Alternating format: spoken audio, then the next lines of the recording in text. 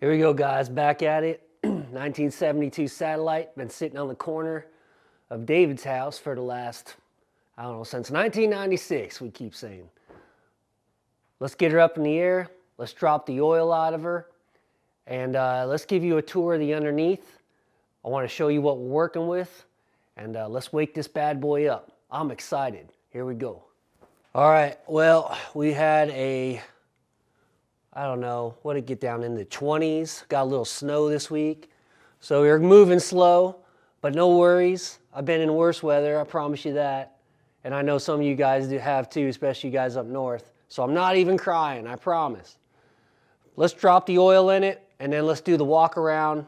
Well, I already did you the walk around in part one. Let's do the frame rails. Let me show you what we're working with underneath. So let's go ahead and drop this and see if we got diesel in here or if we just got regular oil. But I want to put new oil in this thing so I can prime this motor before I start cranking on her, because this is it's a good engine, so I hope. It might be a piece. Oh, it's got good oil in it. Well, we're going to change it now. But you can see how clean it is right here. So that's nice that it did have some clean oil in it. That's a first. Usually, if you guys follow me, you know I'm usually changing oil out in these cars and they're straight diesel. So we got lucky there. That's all right. I'm just going to put fresh oil in it, even though it looks clean as crap.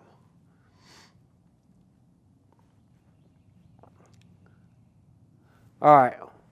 While we are waiting for that to drain, let's go ahead and do the walk around here. So you guys know we're working with the 383 big block, 727 trans. All the extensions, the frame rails look really good on this car because he kept it up on cinder blocks, like you know. I think the only thing that was flapping in the wind was the emergency brake, and it was down in the mud, which is fine. They will fall out of these little holes out sometimes, and no big deal. You just lube them up and loosen them and get them back right again. Now, if you guys take a look, the pans in this thing are beautiful. The rails are beautiful. And you start getting into the leaf spring supports, and really everything on this car is just nice as can be. Being that it's a big block 383 and they're drag racing it or whatever in the days, the motor, not necessarily the car, I would have thought they would have definitely put a 8 3/4 rear end in this with a sure grip or something like that, or a Pawsey. You hope on that kind of stuff that happens, but on this we're still working with the 8 1/4. Ain't gonna cry about it, but it's one wheel peel. So that's what we're working with on this one. It is what it is. We're just gonna keep on rolling. I'm gonna make sure I check the gear oil in it. Just make sure we do have gear oil. A lot of these cars, this one looks pretty good actually, but you'll see they start getting wet here. All cars do, it's common. But when they sit for so long, it slowly will start seeping through that gasket. Next thing you know, you won't have no gear oil in it at all. So I always like to check these old cars. So anyway, back to it. Back to more frame rails. Frame rails are beautiful. We did see the lower quarters were rusty. I'm sure you guys seen that in the first video, which, you know, I don't know if that's from sitting or if they were like that from a long time ago. Who knows? The rain comes down here in the water. It just kind of sits in here and probably ate it out. Same with the lower on the, what is that, the balance? Anyway, it started eating it out right in this area. And then on the lower quarter on the driver's side as well. So gets a little rough back in there. It's surprising though that you see it so bad here. Then if you go over here, I mean, it's a little bit rough, but not bad at all. So not bad at all as the rust is falling off. I'm telling you guys, I've seen worse. So anyway, that's what we're working with. That's the underneath of the 72. Beautiful condition in my opinion. And let's get this oil changed. Let's get some plugs put in her. And let's start getting this thing woke up a little bit. All right, got them all loosened up on the driver's side for you. And I'm curious to see how they look myself. I almost thought I was gonna have to straddle this fender and play that game like I did in that, I don't remember what car that was.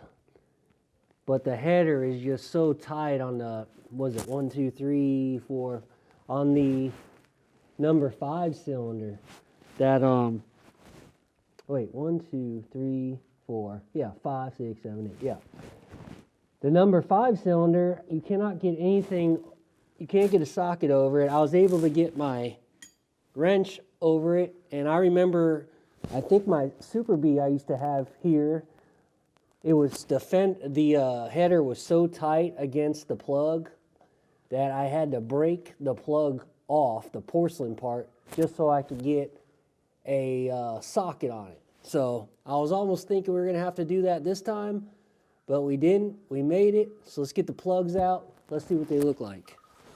All right, well, we got lucky on these. They're brand new plugs. They look like crap on the outside.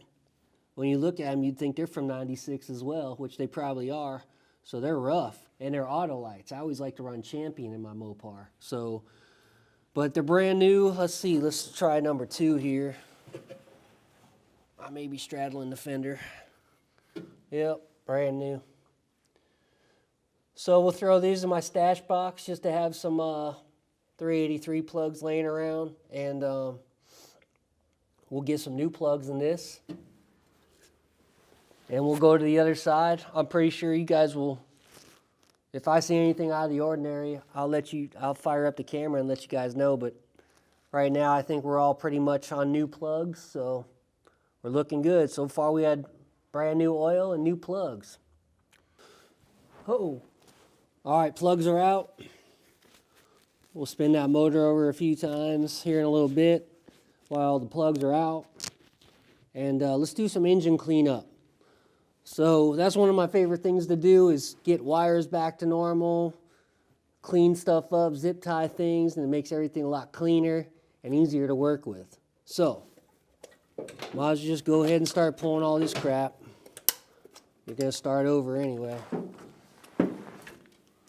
This cap, see now this cap, I was about to throw it, but this cap is good. You notice not a lot of wear in it on the little electrode things there.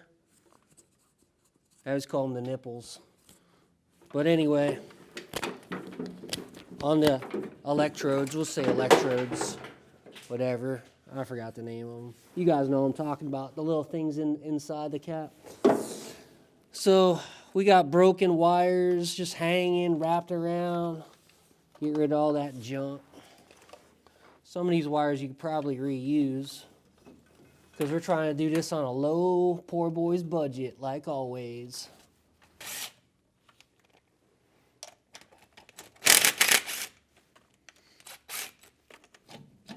I don't need that. All right, guys, so we just about got all the wires tidied up on this side besides the battery cables. But what I like to do is I like to take a wire wheel, right? And on like starter relays where everything's all rusty, make sure you squint your eyes or turn away because you don't want one of these little things going in your eyeball. Safety glasses is always the best thing to do, but I don't feel like grabbing mine. So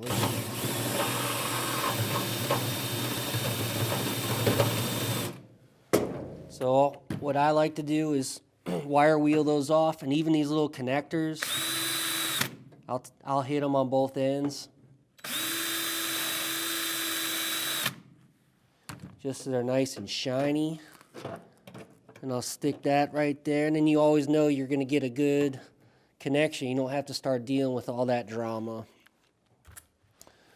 Now on these, this is kind of one of my favorite things to do with these old cars, just because I love doing like a lot of wiring and stuff like that. I enjoy that. I don't know if it's therapeutic or what, but I always think it's a good time.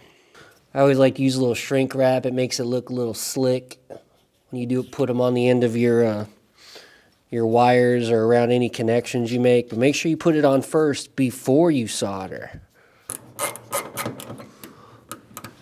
Like so. Try to keep it straight. There you go. And once again, when you get all your wires cleaned and everything kind of organized, the way I always like to do it, zip tied, everything, you know, looking orderly. It's just the way it helps me, and it eliminates a lot of the drama that you got to deal with wiring. Now that we got this whole wiring harness, you can see I got it all nice and zip tied all the way down to the battery cables. I'm going to change out the battery cables. Those are always, this is common. They're always bad on these cars, which is fine.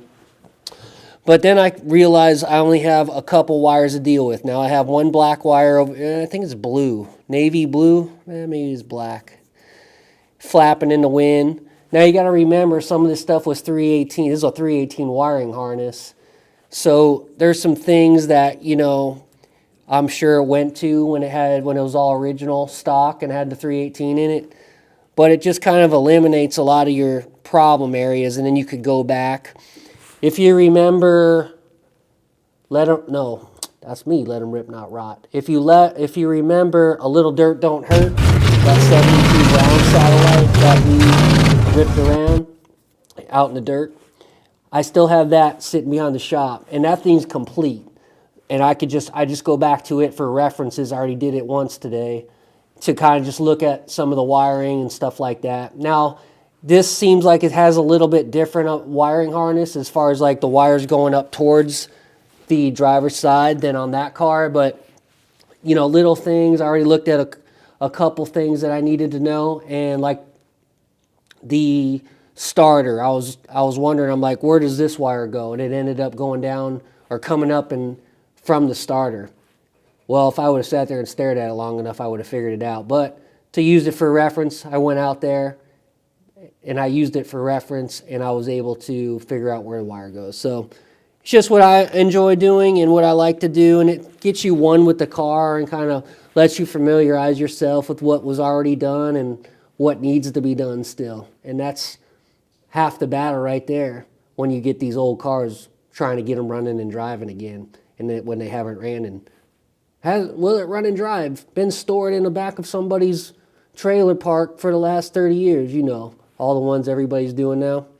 But those are enjoyable, and I do enjoy doing these kind of cars. So that's it in a nutshell. We're going to keep on continuing. I about got this side done. I'm going to do battery cables. I already said that.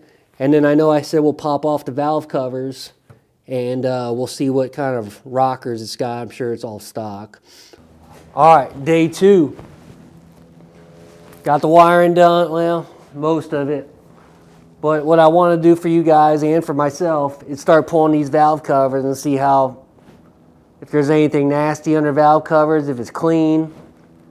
That's always a good sign of how your engine has been taken care of when you see them rockers right off the bat.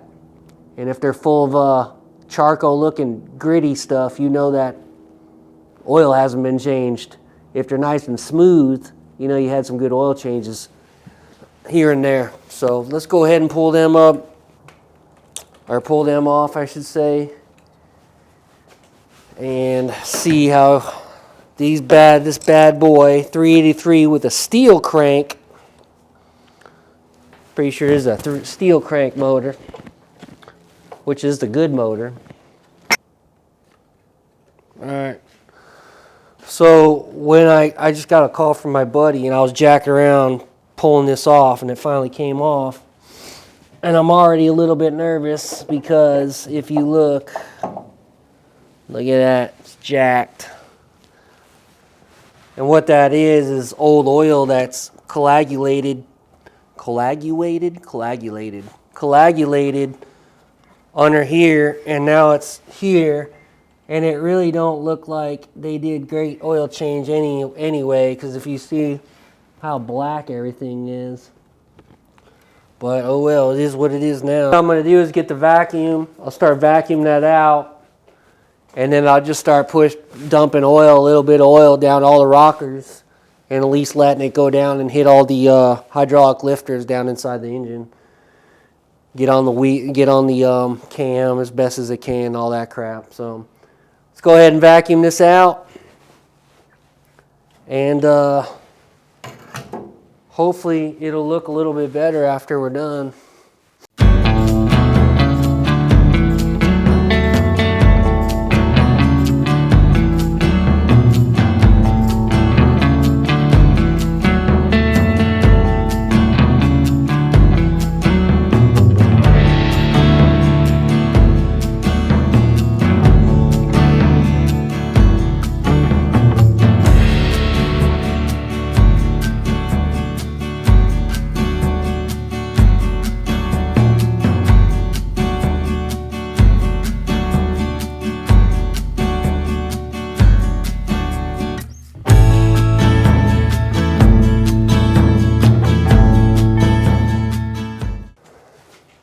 That side wasn't as bad.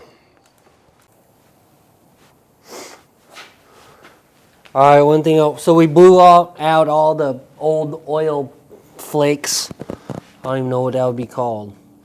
But one thing I wanted to do is look up see what size heads these are. And if I can get the number, which I'm kind of seeing it right there, I may be able to do it on this side better. All right, so we did luck out. We got the 906 heads. I don't know why I couldn't read that 9, which are the closed chamber, the big valve, R/RB 383 to 440 heads, which are the good heads. So, and I knew it was going to be a good head on this, good head on this 383 anyway. So we got the 906 heads. We got them all cleaned out. Let's rotate this engine over a little bit and just make sure everything's lifting up the way it should be, and dump a little bit of oil down the rocker arm. So that's what we're going to do next. So here we go. All right, so I'm going to try to just get a little oil down to all these rockers, arms.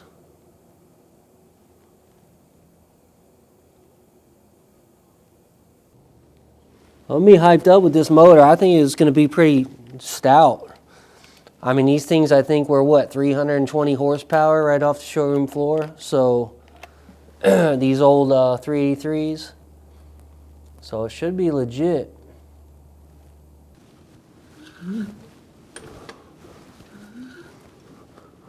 Nothing's binding. Everything feels legit. Everything looks normal.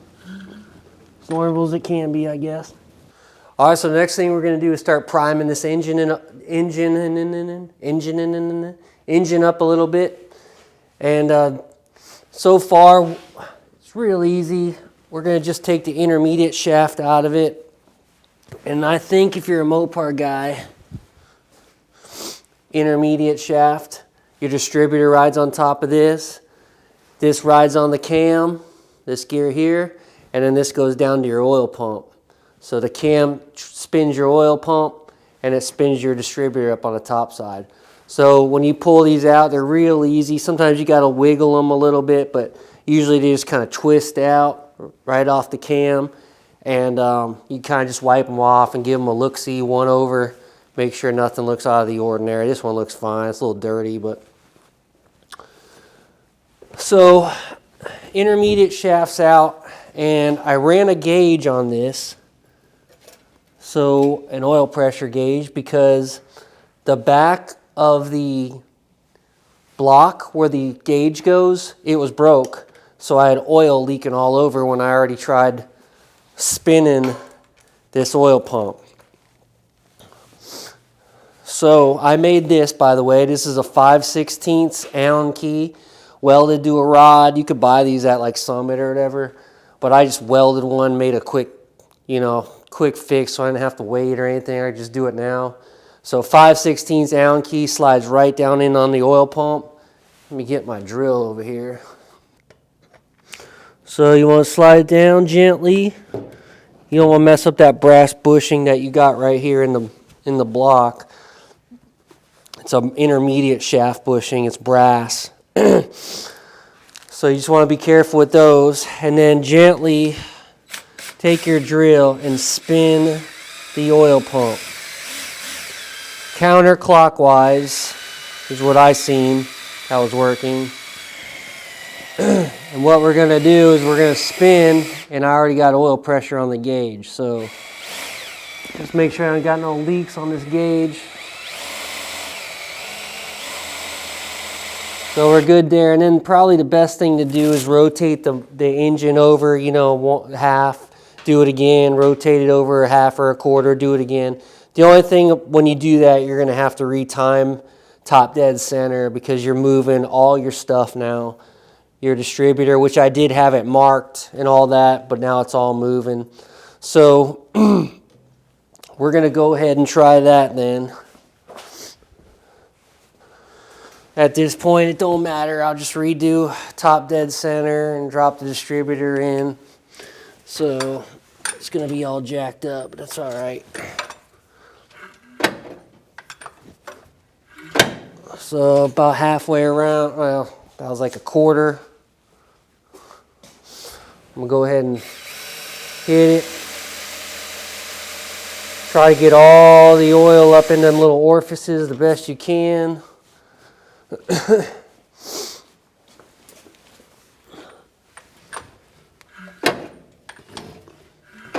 Go through again.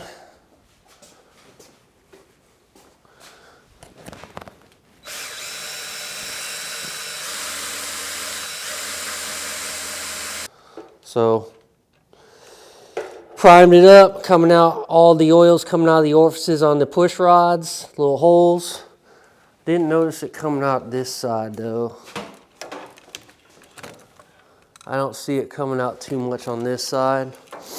It is what it is. I'm gonna do it one more time, and that'll be about it.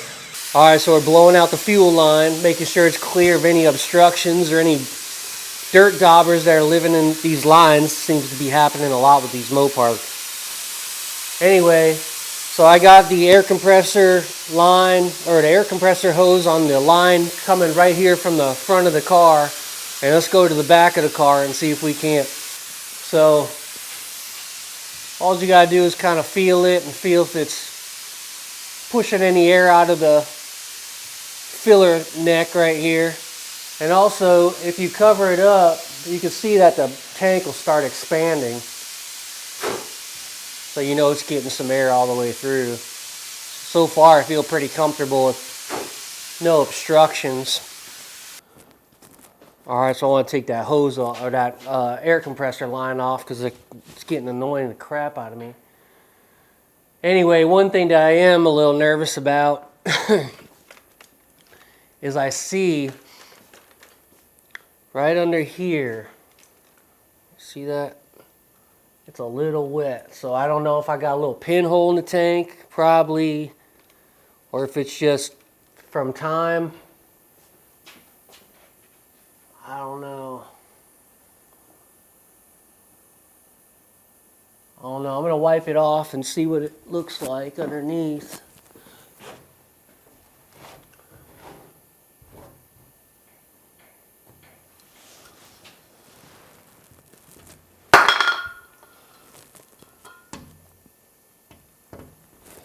Yeah, there's a pinhole.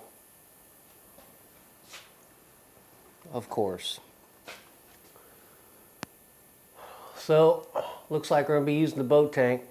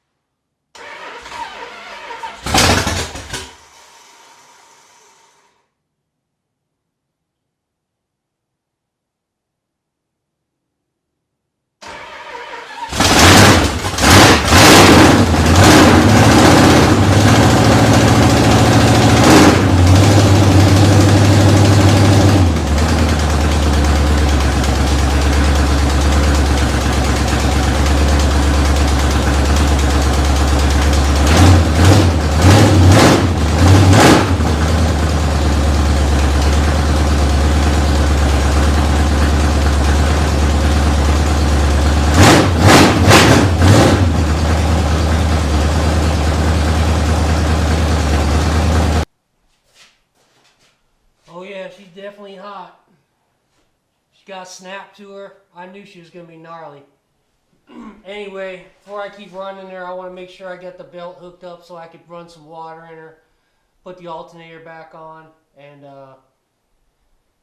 fire her back up. But man, she fired right up. I was surprised. Usually I get a hard time on these cars, but this one did pretty good. So she's gonna be rowdy.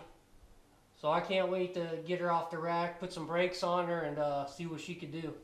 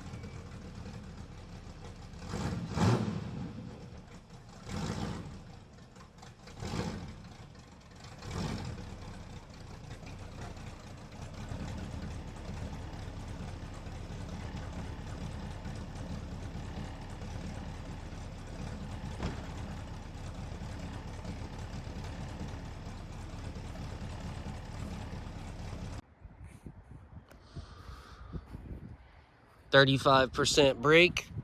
Got not one license plate and no brake lights. We're golden. Just a little drive.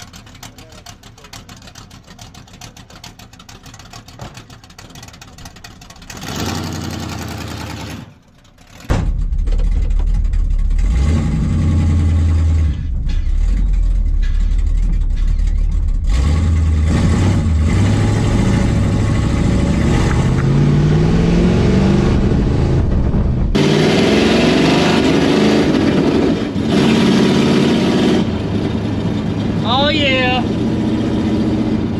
383. Yeah, you can tell she wants to get down. Problem is, I ain't got no good brakes on this thing at all.